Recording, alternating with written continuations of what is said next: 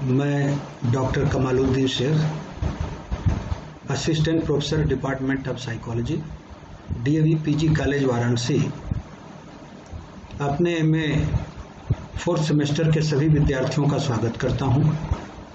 आज मैं child and adolescent psychopathology से एक अहम टॉपिक इम्पल्सिविटी इन चिल्ड्रन को डिस्कस करने जा रहा हूं। इम्पल्सिविटी में व्यक्ति अपने इम्पल्स के अनुसार एक्ट करने के लिए तत्पर रहता है। वो जो एक्ट करता है वो अपनी उमंग या तरंग में करता है। ऐसा व्यवहार करने से पहले वो सोचता नहीं है। ऐसे व्यक्ति जो आवश्यकता से अधिक इम्पल्सिव होते हैं वे लोग अपने इमीडिएट रिएक्शन को रिस्ट्रिक्ट नहीं कर पाते हैं या कोई एक्ट करने से पहले सोच विचार नहीं करते हैं, जिसका परिणाम ये होता है कि ऐसे इनअप्रोप्रिएट कमेंट्स कर देते हैं अपने हमजोलियों पर, या बिना आगे पीछे देखे सड़क गली रास्ते पर दौड़ जाते हैं। ऐसे बच्चे खेल के दौरान अपना मौका आने पर खिलौनों या चीज़ों को छीन लेते हैं और जब वे परेशान होते हैं या परेशान हो उठते हैं, अपसेट हो उठते हैं, तो वो उसे मारने लगते हैं, उसे हिट करते हैं। तो ये इम्पल्सिविटी की विशेषताएं एक जनरल इंट्रोडक्शन के तौर पर आपके सामने हमने रखी। एपीए अमेरिकन साइकोलॉजिकल एसोसिएशन ने इम्पल्सिविटी को डिफाइन करते हुए कहा कि impulsivity is a tendency to act on whim, displaying behavior characterized by little or no forethought, reflection or consideration of the consequences। यानी इम्पल्सिविटी या आवेगशीलता अपने उमंग या तरंग में एक्ट करने की एक टेंडेंसी है, जिसे थोड़े या बिना पूर्व विवेक के, बिना सोचे विचारे या नतीजा के बारे में, परिणामों के बारे में बिना सोचे समझे जैसी विशेषताओं के रूप में चित्रित किया जा सकता है। ये वांडे बॉस जीआर ने डिफिनीशन 2007 में दी थी, जो एपीए अमेरिकन साइकोलॉजिकल एसोसिएशन की डिक्शनरी में दर्ज है। तो साथियों, इसके अलावा भी कुछ विद्वानों ने इम्पल्सिविटी को डिफाइन किया है, लेकिन एक बहुत ही महत्वपूर्ण डिफिनीशन जिसकी मैं चर्चा करने जा रहा हूं वो मोएलर और कलीग्स सहयोगियों ने 2001 में इस डिफिनीशन को दिया था। उन्होंने कहा था कि impulsivity is a predisposition toward rapid unplanned reactions to internal और external stimuli without regard to the negative consequences of these reactions to the impulsive individual or to others।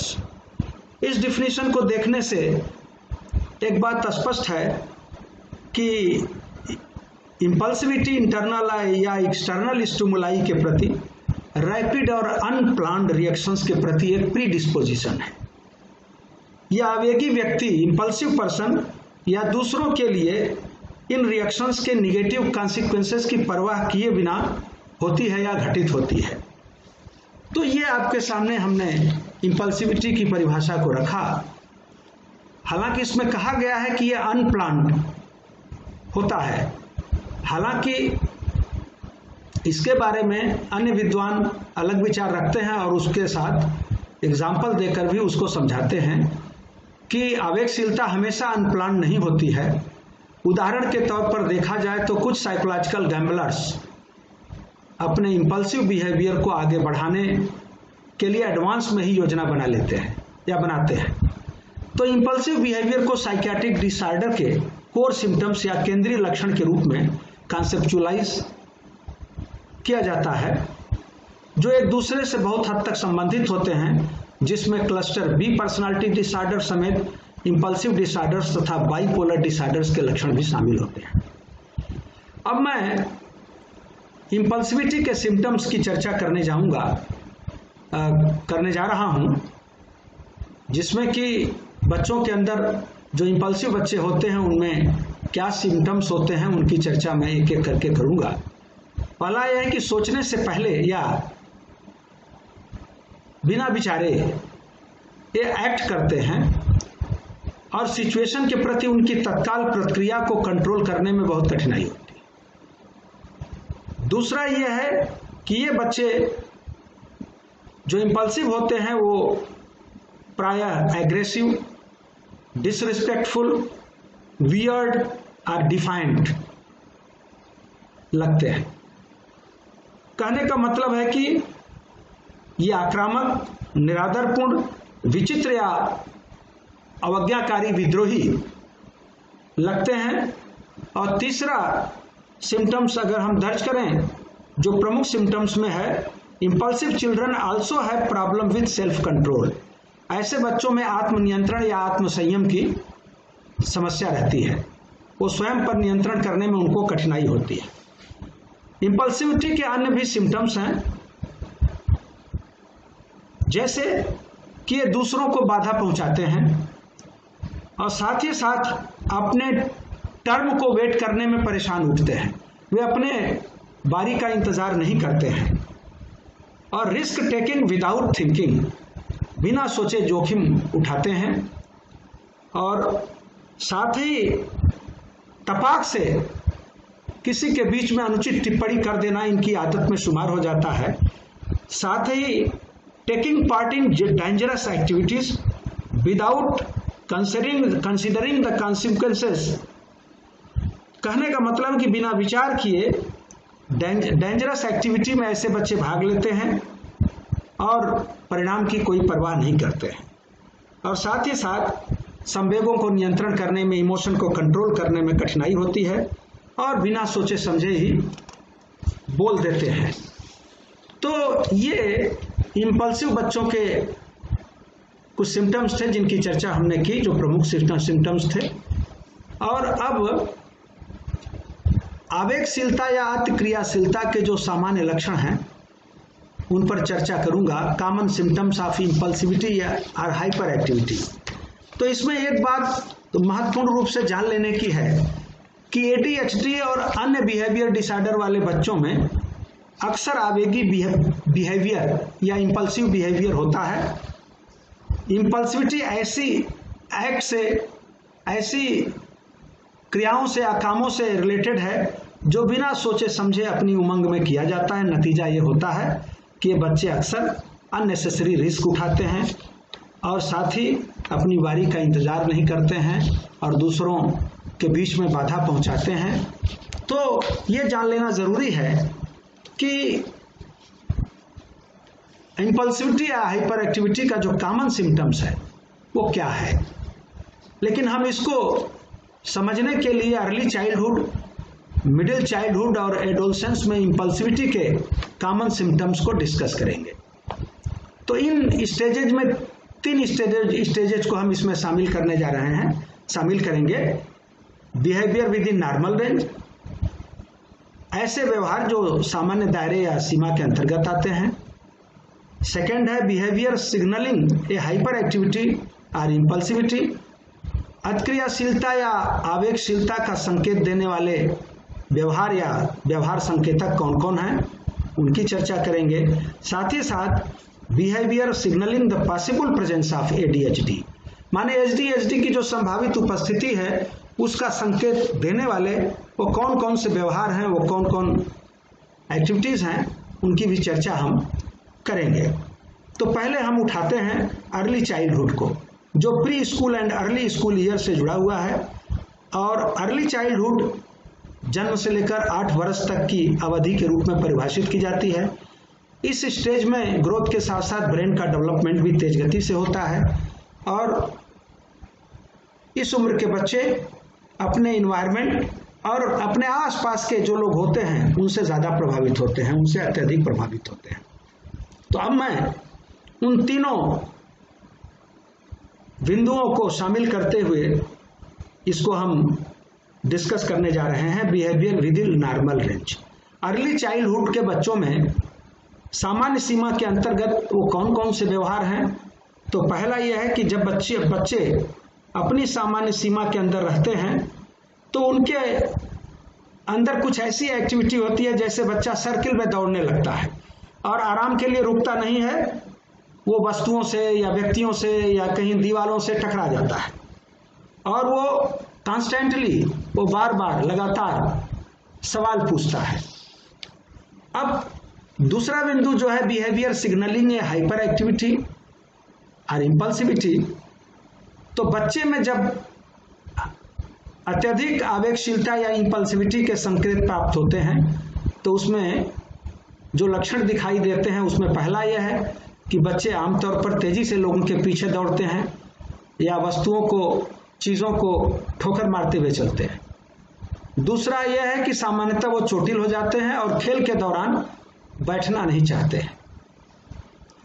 और अगला बिंदु, जब एडीएचडी की संभावित उपस्थिति का संकेत हो तो ये संकेत देने वाले जो व्यवहार हैं, यानी behaviour signalling the possible presence of ADHD. तो जब बच्चों में एडीएचडी की संभावित उपस्थिति होती है तो हाइपर एक्टिव इंपल्सिव चाइल्ड में निम्न बातें सामान्य तौर पर दिखाई देती हैं। पूरे घर में दौड़ लगाते मिलेंगे ऐसे बच्चे। मेज कुर्सी पर से कूदना, उस पर असंयत ढंग से चढ़ जाना, भोजन करते समय भी सामान्य तौर पर न बैठना, पढ़ते समय या किसी वस्तु को हाथ में लेते समय अस्थिर चंचल रहना, ये सब व्यवहार नजर आते हैं। अब हम चाइल्डहुड में मिडिल चाइल्डहुड की बात करेंगे, जो later primary grades through preteen years यानी 9 to 11, 12 ईयर्स ऑफ एज के बच्चों के रूप में परिभाषित किया जा सकता है। तो मिडिल चाइल्डहुड में कुछ हाइपर एक्टिव लक्षण प्रदर्शित होते हैं इम्पल्सिविटी के। तो behaviour with in normal range में बच्चा लंबे समय तक एक्टिव गेम्स खेलता है और साथ ही साथ वो आवेगी कार्य को कभी कभी करता है और ऐसा अधिकतर तब करता है जब वो एक्साइटेड होता है। जब ये लक्षण तब है जब वो behaviour with in normal range में है। लेकिन जब बिहेवियर सिग्नलिंग या हाइपर एक्टिविटी प्रॉब्लम है तो ऐसे में बच्चा दूसरे बच्चों को खेल में काटने लगता है, माने वो टक्कर मारता है, दूसरे बच्चों को खेल खेलते वक्त हस्तक्षेप करता है और कामों को पूरा करने में उसे हमेशा समस्या रहती है। यह बिहेवियर सिग्नलिंग या hyper activity problem in middle childhood है। और behaviour signalling the possible presence of ADHD में ऐसा पाया गया है कि जब बच्चे एडीएचडी के संकेत प्रबल रूप से प्रदर्शित करते हैं तो उन लक्षणों में, उन प्रदर्शनों में पहली बात यह है कि बच्चे सामान्यतः अधिक बातचीत करते हैं और दूसरों को अधिकतर इंटरप्ट करने लगते हैं, हस्तक्षेप करते हैं और खाना खाते समय सामान्य तौर पर अपनी जगह पर बैठते नहीं, उछल कूद करते हैं। और साथ ही जब ये टेलीविज़न देखते हैं तो उसमें हाथ पैर ज़्यादा चलाने के लक्षण नजर आते हैं और डिस्ट्रैक्शन या ध्यान भंग करने वाली आवाज़ें निकालते हैं या बहुत ही तेज आवाज़ में शोर मचाते हैं या औरों से खिलौनों या और चीज़ों को छीना झपटी करके हासिल कर लेते हैं। तो ये मिडिल चाइल्डहुड में जो लक्षण हैं वो ये हैं तीनों बिंदुओं पर। अब मैं किशोरावस्था के लक्षणों की बात करूंगा। किशोरावस्था एक तरह से 13 से 17-18 वर्ष के बीच की व्यवस्था है, यानी टीनेजर्स को इसमें हम शामिल करेंगे।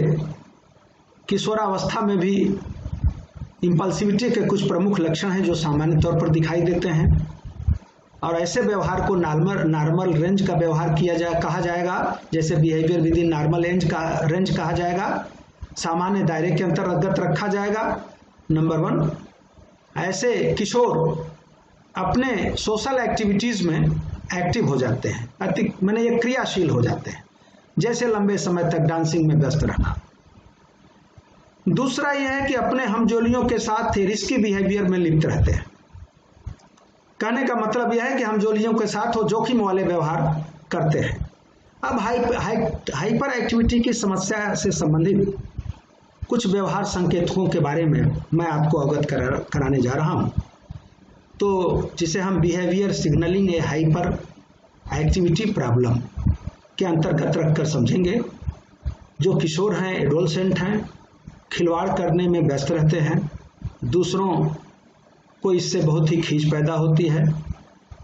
वो कक्षा यानी क्लास या जब टेलीविज़न देख रहे होते हैं अशांत या अस्थिर होते हैं। ये हाइपर एक्टिविटी की प्रॉब्लम जब का संकेत मिलने लगता है कि इनके अंदर हाइपर एक्टिविटी हो सकती है, आगे चलकर उसकी समस्या हो सकती है, तो ये लक्षण संकेत के रूप में हमें मिलते हैं। अब ADHD की संभावित उपस्थिति का संकेत देने वाले व्यवहार, ADHD से मतलब attention deficit and hyper activity disorder. तो behaviour signalling the possible presence of ADHD, जो कि बिहेवियर डिसऑर्डर एक व्यवहारगत विकार है जो बच्चों में जिस तरह से डेवलप हुए हैं लक्षण, उनके व्यवहार किस तरह से संभावित विकार की श्रेणी में चले जाते हैं, इंपल्सिविटी की सीमा को लांघते हुए ADHD जैसे विकार में बदल जाते हैं। तो ऐसे बच्चे जब ADHD की संभावित उपस्थिति होती है तो बेचैनी का अनुभव करते हैं और किसी काम के दौरान ये अधीर और बेचैन हो जाते हैं। ऐसा लगता है कि उनमें बहुत बेचैनी है, उसका आभास होने लगता है। किशोर या एडोलसेंट अन्य लोगों के कामों को इंटरप्ट करता रहता है ऐसी स्थिति में, और अधिकतर समय सामान्य ढंग से वो समस्या में ही पड़ा रहता है, उसको प्रॉब्लम सब नजर आती है। और हाइपर एक्टिविटी के सिम्टम्स उस समय कम होते हैं या सेंस ऑफ रेस्टलेस की दशा में ये सिम्टम्स रिप्लेस्ड हो जाते हैं। तो ये आपके सामने हमने इम्पल्सिविटी, उसके सिम्टम्स और उसका डेवलपमेंट कैसे होता है चाइल्डहुड में, बच्चों के डिफरेंट 3 स्टेजेस की हमने चर्चा की आपके सामने, और आपने इसे धैर्यपूर्वक सुना। मैं आप सब का धन्यवाद करता हूँ। फिर आगे किसी अगले लेक्चर वीडियो के साथ आपसे रूबरू होऊंगा। धन्यवाद।